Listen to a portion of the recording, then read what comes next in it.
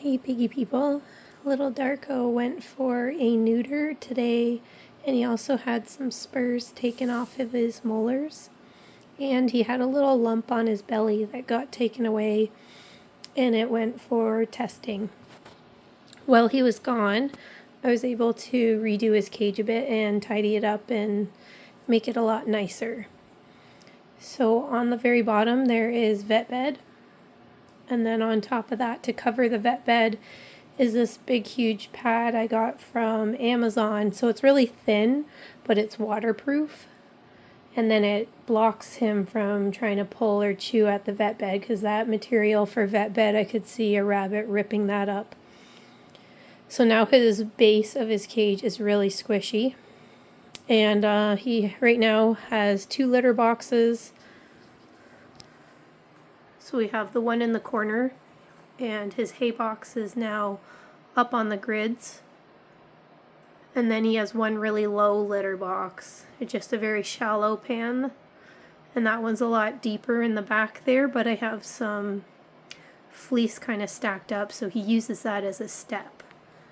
And then he's got a water dish and pellets right there. He's just taking a snooze. He's pretty tired, but he's been eating, drinking, pooping, peeing, and moving around just a tiny bit. And then over here we have 3 different beds, so they're really soft and fluffy, and he loves sleeping on them already. And then I have brand new wood logs, and for a rabbit I find having them like I do for the pigs is too low for him, so I attached half of it to the grids there so that he has plenty of room to go under. So you can kind of see some of the vet bed peeking out, but it's really long, piecey parts that a rabbit could grab hold of, no problem, and you wouldn't want them eating that. Yeah, so that's his little pen. It's a 3x4. So he can't have any floor time for the next 2 weeks. So I have everything cleaned up on the floor that I was using for his floor time. It's so nice to have him home.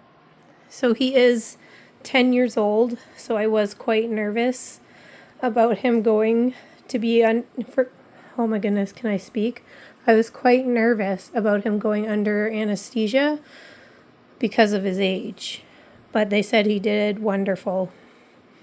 And it was nice to get him neutered as well, so he doesn't do any spraying, and I don't really notice his pee stinks, but they are prone to getting testicular cancer as they get older for the male rabbits, so then that eliminates that problem.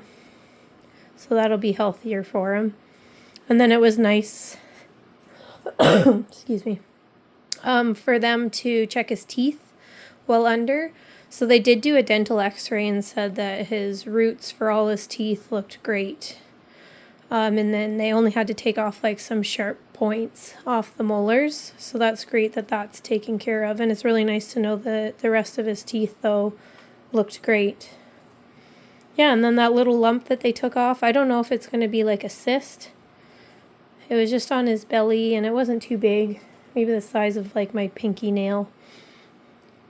But yeah, now it's gone. So we're all good to go. I'll show you the rest of the guys. So over here we got Miss Veda, and we got little Alvin. He's eating his pellets. One of his favorite things to do. Hey, little buddy. Hi, cutie. You're so handsome. Look at that little potato. You're so cute, baby Veda. Yeah, okay, and then over here, we've got the little quad. We've got Teddy, Marzipan, Clementine, and then Adeline. So Adeline is still on Cisapride to keep her tummy moving. So she had the massive bloat incident that sucked, and she got really sick from that.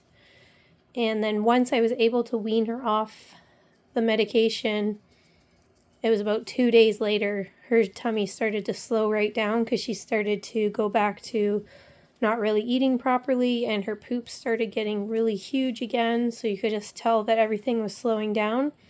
So I started her right back up on Cisapride and did her some gas drops and hand fed her, and luckily it wasn't like before, like things didn't get out of hand because I caught it super quick. So right now she's on a 10-day course of the Cisapride, and then we will be taking her off of it and seeing how she does. And like, she's still not getting any veggies. So fingers crossed. She doesn't always have to be on a medication, but if she does have to be on Cisapride for life, it's not a crisis. Butter Pecan used to be on that, and metoclopramide and gas drops with no veggies, and she lived to be 7. So whatever it takes for Adeline just to be comfortable, because she came from neglect. She came here super thin, like crazy thin, and had all her hair underneath her body missing.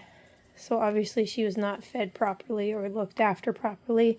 So perhaps that has made her extremely sensitive. Because I know when she was first here, she would sit in the hay pile and just eat and eat and eat and eat. Like, eat forever and ever and ever. And her poops, she had tons of poops. But then as she got her weight up and kind of stabilized, then she went to eating a normal amount. And then I wonder if just slowly vegetables have been bugging her and I didn't realize. It's so hard to say.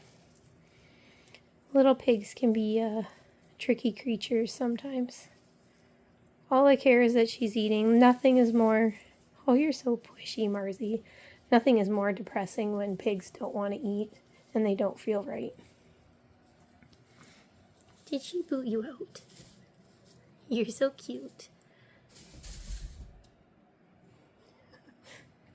Teddy, I don't know why they were running, but there's nothing happening. You silly goof. Are you all done, little Alvin? Hi, mister. Hey, buddy. How's my little buddy? You're so sweet. You little cuties. You're such a handsome boy.